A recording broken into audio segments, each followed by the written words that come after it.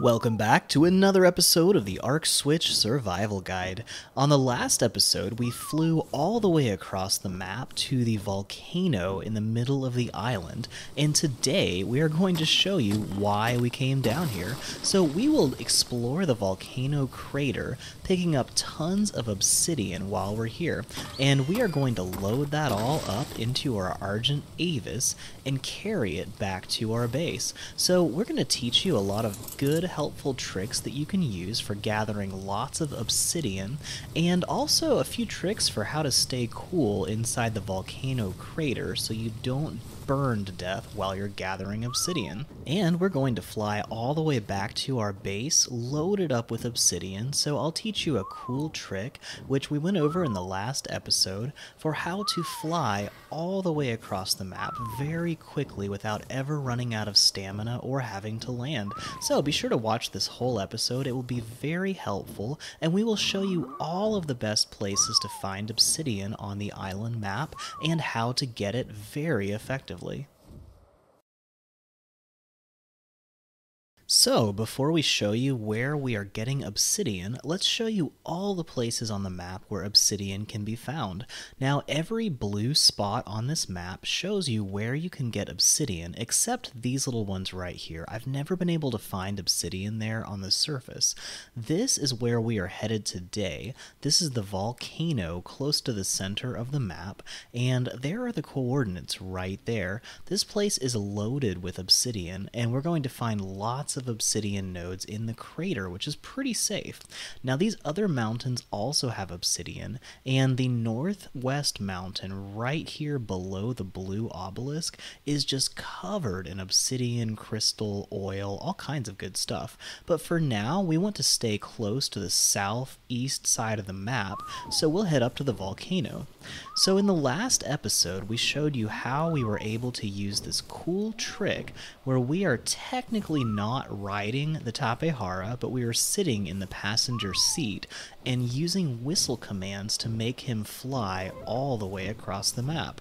So we went ahead and flew down to this crater, and we made it all the way here without ever having to stop or slow down, which is pretty effective.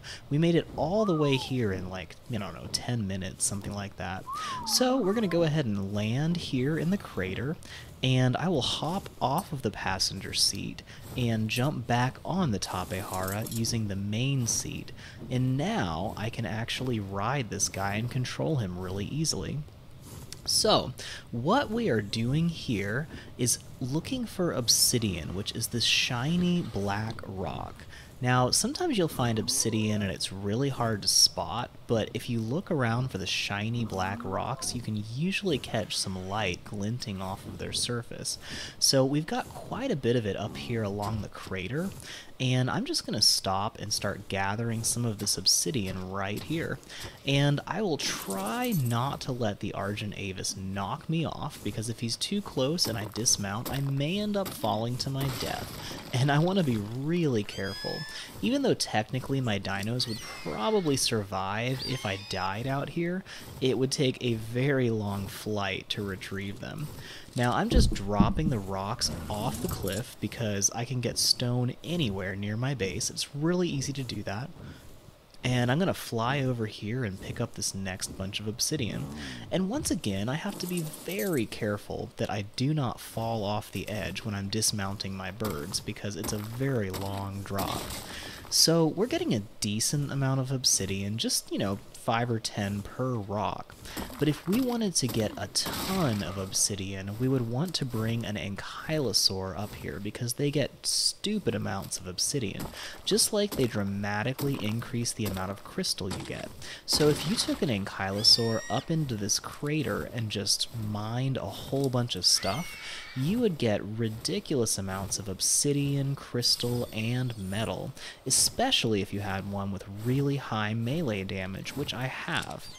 So eventually, when I start needing a whole lot of obsidian, I am going to come back here with my Ankylosaur, and if I can park my boat in the river close enough to this volcano, I should be able to make the flight without having to stop if I'm carrying an Ankylosaur on my Argent. But I could definitely not make that trip all the way out here from my base where it is on the other side of the redwoods, so I definitely needed to come and just mine this by hand, which is not too bad. I'm still getting enough obsidian that I should be in good shape to make the stuff I want to make. So I'm loading up my Argent with all of the obsidian because my Argent has 50% weight reduction on obsidian and metal, which is very helpful. So he's got pretty good weight and carrying capacity as it is, but I can give him twice as much weight because he only takes half the weight from that. So up here, there's a nice flat area I'm flying over right now, and I've been thinking about building a base up here. Now, first of all, it has an amazing view. You probably can't get a better view anywhere on the island because this is about the highest peak all across the island, and there's a nice flat area around the rim that you could build a base on pretty comfortably, and you wouldn't really have any trouble building. It wouldn't be big. It doesn't have a whole lot of surface area to build on, but you could get a decent sized base and add some smithies, forges, and all that good stuff. Now, one nice thing if you're up here and you have a little base around the rim is you can mine stuff and just make short trips to the crater using a flyer, and then you can actually gather it, smelt it, process it, and turn it into whatever you want to make, and then you can carry the finished products down the mountain, which usually weigh a tiny fraction of the raw materials. So it's a really good idea to have a good ore processing site up here.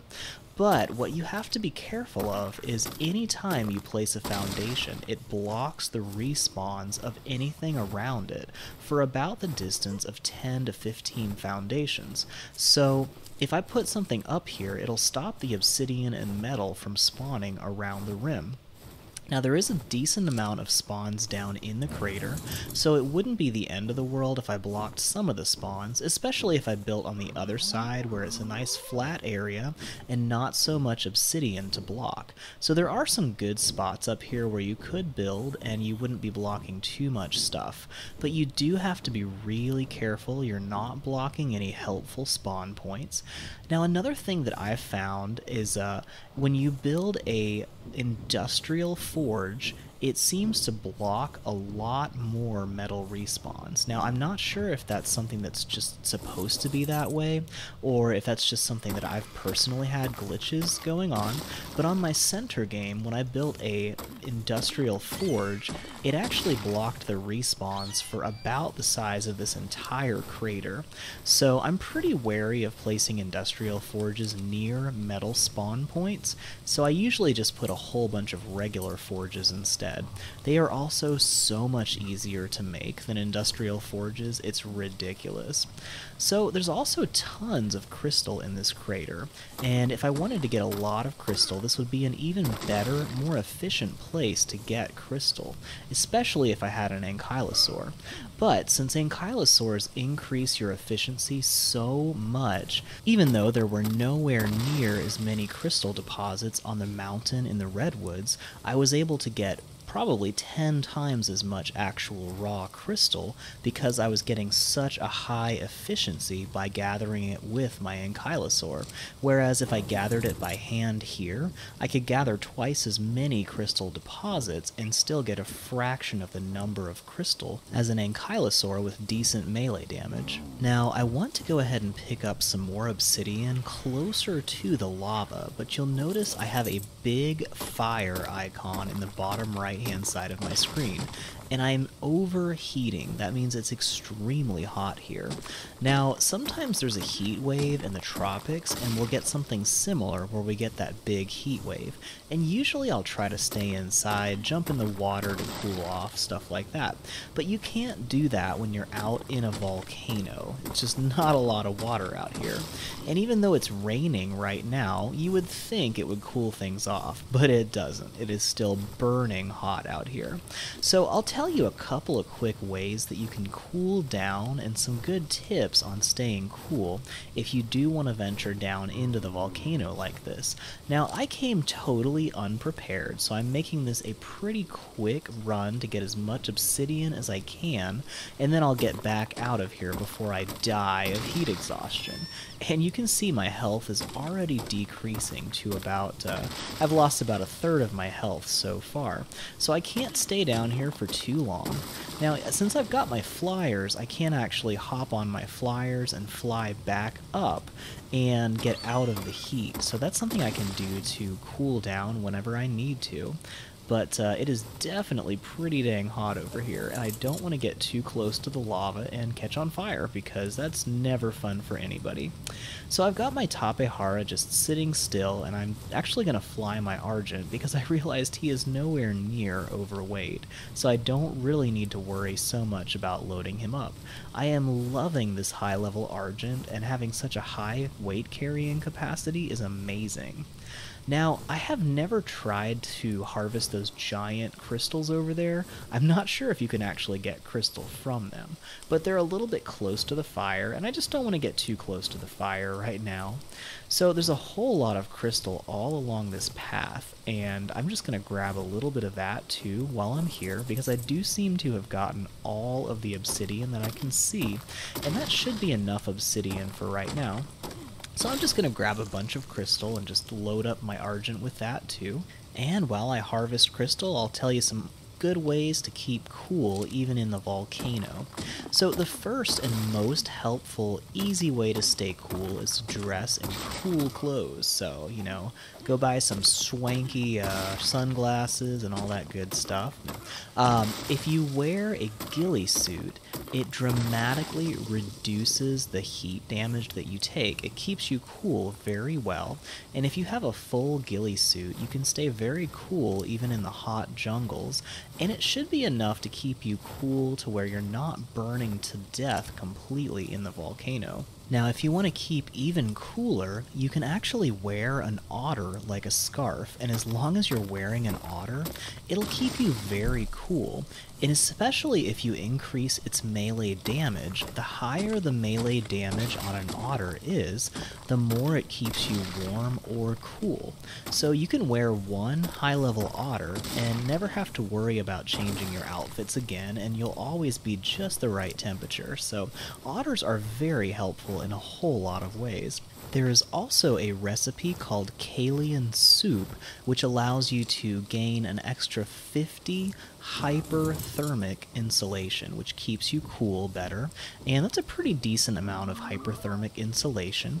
And another thing you can do is if you put your canteen water jar in the refrigerator for a little while, it will turn into ice water, and when you drink it, that will keep you cool too. The downside is it's got such a short duration for the cooling buff that it's not super helpful, and it will warm up and stop being ice water pretty quickly. And I think we are down to the last couple of obsidian deposits in the top of this volcano crater. Now there should be a lot of obsidian around the rim and down the slopes as well, and there's lots of metal all around this mountain. But there are also lots of high-level Argentavis and Tyrannosaurs, and occasionally a Gigantosaur will actually spawn along the slope of this volcano. That's why I don't even come close to this volcano on foot most of the time. Now, I might be able to make that jump over to my Tapejara, but I'm not going to risk that, so instead I'm going to fly myself over here and see if I can grab this last little bit of obsidian. And there are tons of rich metal spawns up here, but I'm not too worried about getting all the metal over here because I've got good metal deposits much closer to home. So I'll just grab a little bit of this and then fill our Argent back up. But we've gotten all of the obsidian that I can find, and there's still plenty of space left on our Argent. He can carry a lot more weight, and it really helps to not have me having to ride the Argent on the way back, because I weigh quite a bit with all of this metal armor. It's just not very flight friendly, I would say. So I'm going to go ahead and increase the weight a little bit on this Tapejara too, because I'm still trying to breed males that have higher weight, because I've still got my Tapejara breeding program going, but I am planning to tame a male Argentavis who is also a very high level, and then start breeding them really soon too. So now I need to pull off my little trick, and what I'm going to do is make sure that just my Tapejara is following me, and I set him to follow so he'll hover above the ground. Then I'm holding X and selecting passenger seats and board front seat, and that gets me in the front seat of the saddle, and I am not actually controlling the Tapejara. So the game considers me just riding in the saddle, but it doesn't actually consider me flying the Tapejara. And the reason that is so helpful is because as long as somebody is not riding a flyer, that flyer has infinite stamina. It will not run out of stamina even if it's flying pretty quickly at sprinting speed. So as long as I'm in the saddle and riding in the passenger seat, I can whistle command for my Tapejara to fly forward, and it will fly full speed at a sprint towards the green arrow. Now, when it gets close to where that arrow was, it will slow down a little bit and start flying normal speed. So that's why I keep continually whistling further off in the distance, and it keeps sprinting forward at full speed. And by doing this cool little trick, my Tapejara never has to land. Also, as long as I have my Argentavis following me and I am not riding it, it saves hundreds of pounds of weight that the Argent doesn't have to carry, and the Argent is also having infinite stamina as long as it's following us. So this is a really crazy cool trick, and I could technically have an entire flock of Argentavis full of all kinds of materials and have them just constantly loaded up with stuff, and they would be able to follow me all the way across the map. And I'm probably going to do that later on. I'm actually planning to breed an Argentavis army, and I'll have to tame a male soon, but I'll show you a really cool trick to get a very effective and easy Argent trap, and we'll build one of those on top of the mountain in the middle of the redwood forest in the not too distant future. So for now though, I just need to get these guys back home, and I'm probably going to make an air conditioning unit pretty soon and use that to make a breeding station in my main base so I can start breeding those Ankylosaurs, since I just got a really nice new male Ankylosaur who is a very high level, and I have a really awesome super high melee damage female Ankylosaur already back at the base. So they are going to have super babies if all goes well, and it'll be much easier if I can use this obsidian to make some polymer, which will be used in an air conditioning unit. And air conditioning units make it much easier to hatch dinosaur eggs when you're breeding them. So it should be pretty smooth sailing from here on out. So to my right is the red Obelisk, which is in the southwestern side of the island. And if you look in the far distance on the left-hand side, you can see South Haven, or Herbivore Island, which is where I spent a lot of my time when I was building up my base and making my floating fortress. And on the left hand, we can see the green Obelisk, which is in the middle of the eastern side of the map. So we can see just about the entire island from up here. Now this island is huge, and when you get close down to some of these areas, it's a massive area. But this is actually a very small map compared to Ragnarok and even like the center. There's some huge maps in some of the expansions, but you know, it's still pretty fun to fly around on the island. So I'm heading towards my home, which you cannot really see over Metal Mountain, but on the right hand side of Metal Mountain is actually where we started, and we built our cliff base on the right hand side of my screen. You can't quite see it, it's just off the screen, but I am going to keep heading over this way, and we can just start seeing the river where our base is. Now just about directly below me, we've just made it past the redwoods, and the swamp should be just below me where my raft fortress is right now. Yeah, there you go. You can see the redwoods a little bit. So we're going to fly right over the Raft Fortress and head straight back to the main base because I want to get all of this obsidian parked at the main base so I can actually make a refrigerator.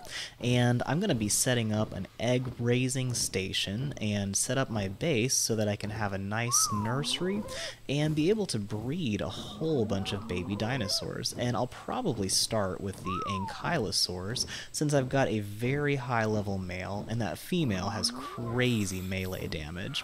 If I can pass that on to her babies, they will be like super farming dinosaurs.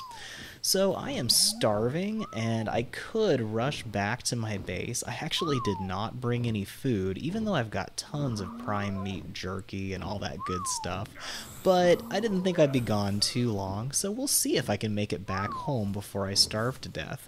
Gonna have to get this guy to fly a little bit faster. So we almost burned to death in the volcano, and now we are starving to death. So, you know, it's been a pretty interesting and eventful trip. It's kind of like when you're driving down the highway on a long road trip and you realize you forgot to eat for 5 hours and you're suddenly starving. That's kind of how my character's feeling right now. So we are just about home, and I just realized I have all Tapejaras in the whistle group that I'm commanding right now.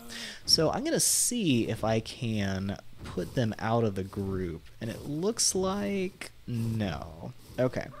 So we'll just keep going, and hopefully I will not command all of my Tapejaras that are sitting here to all suddenly fly up.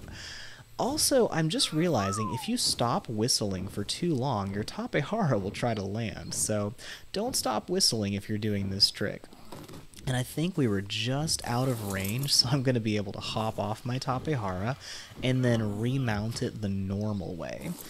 So there we go, we made it back onto our nice little plateau. Everything is good and safe, and we had a rather uneventful expedition, all things considered. So I'm going to go ahead and clear my whistle groups so I can actually command this Argentavis and get him to land over here. Nope, nope, nope, not too close to the Brontosaur. I do not want him getting stuck.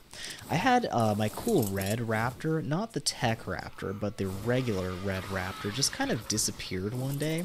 And I think it might be because he was underneath the Brontosaurus, and I think the Brontosaur may have actually squished him under the ground. So I'm keeping my dinos away from Bob the Brontosaurus now.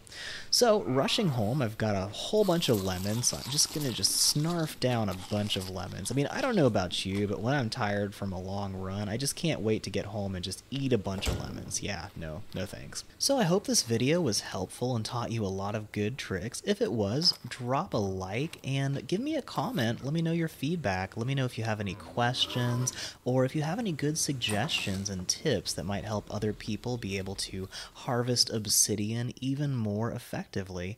And be sure to subscribe to this channel if you have not yet already, and ring that bell for notifications so that you'll be informed when the next video comes out, because you won't want to miss some of these great tips and tricks to help you enjoy your adventures on Ark. And if you want to see more videos with me in them, my wife and I have a channel that we just started where the two of us play co-op games on our Nintendo Switch together, and it's a whole lot of fun. So check the link in the description and you can check out our channel, and it would be really awesome if you actually subscribe to that channel too, if you want to do me a favor as a thank you for all the great guides that I produce. And we'll see you in the next video.